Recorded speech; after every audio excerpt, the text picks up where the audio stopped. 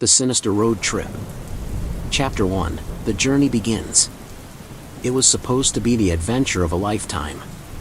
5 friends, Jack, Emily, Sarah, Mike, and Rachel, had planned a road trip across the country, eager to escape their mundane lives and create unforgettable memories. They packed their bags, stocked up on snacks, and piled into Jack's old but reliable van, ready for whatever lay ahead. The first few days were filled with laughter, music, and the excitement of the open road. They visited scenic spots, took countless photos, and shared stories around campfires. But as they ventured further from the familiar, the journey took a darker turn. Chapter 2. The Detour. It was Mike who first suggested taking a detour. He had heard about a remote, picturesque town nestled deep in the woods, off the beaten path. Intrigued by the promise of untouched beauty and eager to explore the unknown, the group agreed. The road to the town was narrow and winding, flanked by dense forest on either side. As they drove deeper into the woods, the trees seemed to close in around them, casting long shadows that danced eerily in the fading light. Chapter 3. The Strange Town. They arrived in the town just as the sun dipped below the horizon. The place seemed frozen in time, with old-fashioned buildings and cobblestone streets. There were few people about, and those they saw seemed to regard the newcomers with a mixture of curiosity and suspicion. The group found a small, quaint inn and decided to spend the night. The innkeeper, an elderly man with a weathered face and piercing eyes, greeted them with a smile that didn't reach his eyes. He showed them to their rooms, advising them to stay indoors after dark. "Why?" Jack asked, half-jokingly. "Are there werewolves in these woods?" The innkeeper's expression darkened. "Something like that," he replied cryptically before retreating to his quarters. Chapter 4. The First Night. The friends settled into their rooms, but an uneasy feeling lingered. They gathered in Jack and Emily's room, sharing a bottle of wine and trying to shake off the strange atmosphere. "I don't know about you guys, but this place gives me the creeps," Sarah admitted, her voice barely above a whisper. "Yeah, it's like we've stepped back in time," Rachel agreed. "Did you see how the townspeople looked at us?" Mike shrugged. "It's probably just because they don't get many visitors. Let's just get some sleep and head out early tomorrow."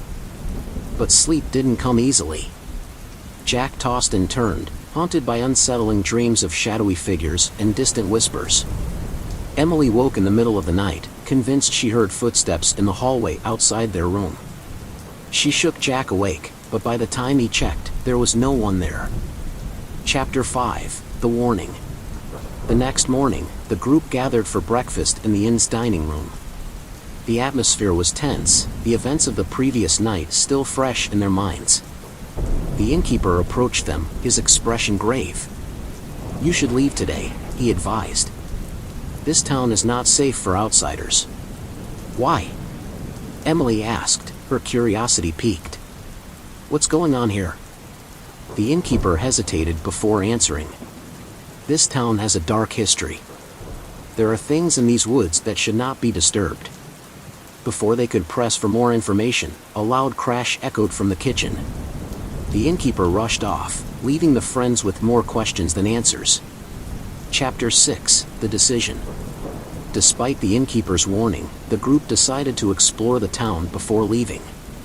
They wandered the cobblestone streets, noting the old-fashioned architecture and the eerie silence that seemed to hang over the place. They came across a dilapidated church at the edge of town.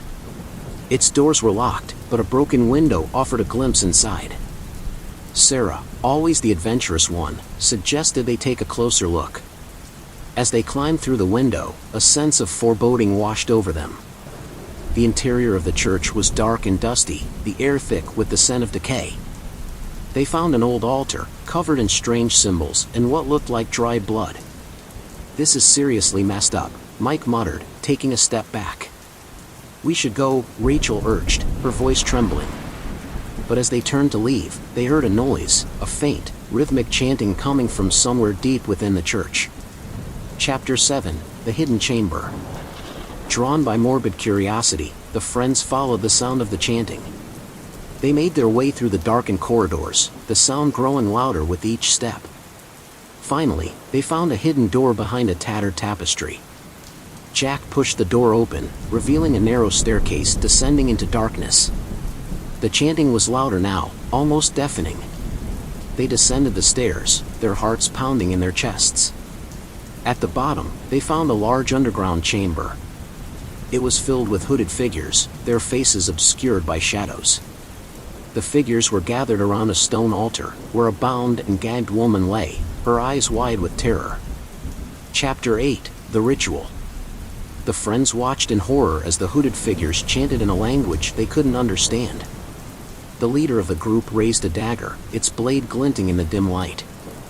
Emily screamed, and the leader turned, his eyes locking onto hers. "Run!" Jack shouted, grabbing Emily's hand and pulling her towards the stairs. The friends fled, their footsteps echoing through the chamber. They could hear the hooded figures pursuing them, their chanting replaced by shouts of anger. They burst out of the church, sprinting through the streets of the town. As they reached the van, the hooded figures emerged from the church, their faces twisted with rage. Chapter 9: The Escape. Jack fumbled with the keys, his hands shaking. Finally, he managed to start the van, and they sped out of the town, the hooded figures chasing after them. As they drove, the forest seemed to close in around them, the trees like skeletal hands reaching for the van. "Did you see their faces?" Rachel gasped, her eyes wide with fear. "They weren't human." "We need to get out of here," Mike said, his voice shaking. "We need to get as far away from this place as possible." But as they drove, the road seemed to twist and turn in impossible ways. No matter which direction they took, they couldn't seem to escape the forest. It was as if the town itself was trapping them, drawing them back in. Chapter 10: The Return. As night fell, they found themselves back at the edge of the town. Exhausted and terrified, they decided to return to the inn and seek help from the innkeeper. The inn was dark and silent when they arrived. The door creaked open, and they stumbled inside, calling for the innkeeper. There was no response. They found him in his quarters, lying on the floor, his eyes staring blankly at the ceiling. He was dead, his face twisted in a mask of terror. "We're trapped," Sarah whispered, her voice barely audible. "We're never getting out of here." Chapter 11: The Final Stand. Desperation set in as the friends realized they were trapped in the town. They barricaded themselves in the inn, determined to survive the night. They could hear the hooded figures outside, chanting and pounding on the doors. "We need to find a way to break the curse," Jack said, his voice filled with determination. "There has to be something in the church." Reluctantly, they agreed to return to the church.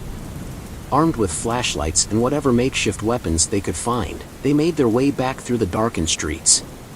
Chapter 12: The Revelation. Inside the church, they discovered a hidden passage leading to a crypt beneath the building. The air was thick with the scent of decay, and the walls were lined with bones. At the center of the crypt, they found an ancient book, its pages filled with strange symbols and incantations. It was a grimoire, similar to the one they had found in Blackthorn Manor.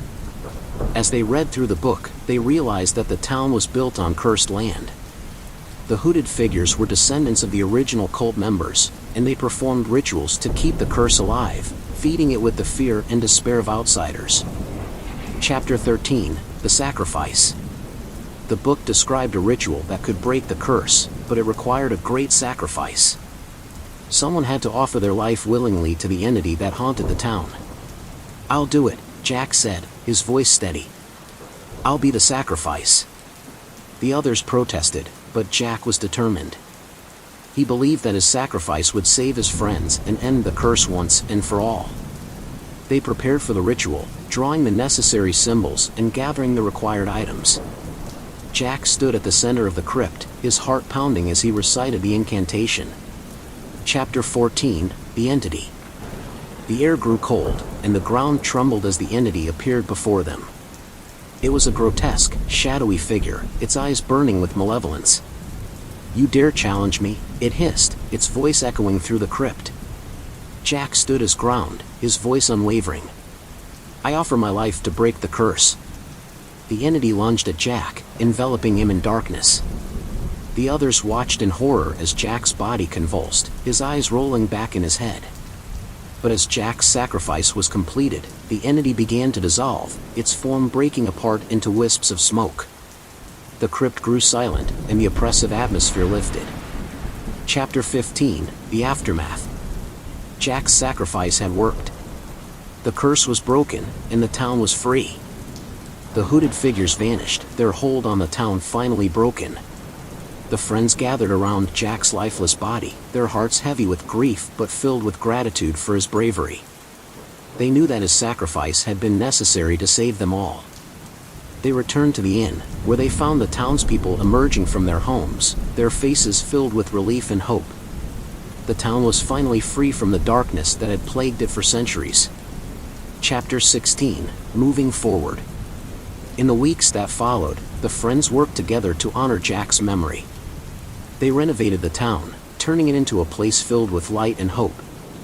The dark history of the town was no longer a source of fear, but a testament to their strength and resilience. Sarah kept the grimoire and the talisman as reminders of the past and the power they had within them. She often felt Jack's presence guiding her, a comforting presence that reassured her that the darkness had truly been banished. The town, once a place of shadows and fear, became a beacon of hope and resilience. The story of the friends' struggle and triumph over the darkness became a legend, inspiring others to face their own fears and challenges with courage and determination. And so, the legacy of the town was transformed, not by the darkness that once haunted its streets, but by the light of friendship, sacrifice, and unyielding spirit. The friends had faced unimaginable terror and emerged stronger, their bonds unbreakable, and their story a testament to the enduring power of love and hope. Don't forget to subscribe.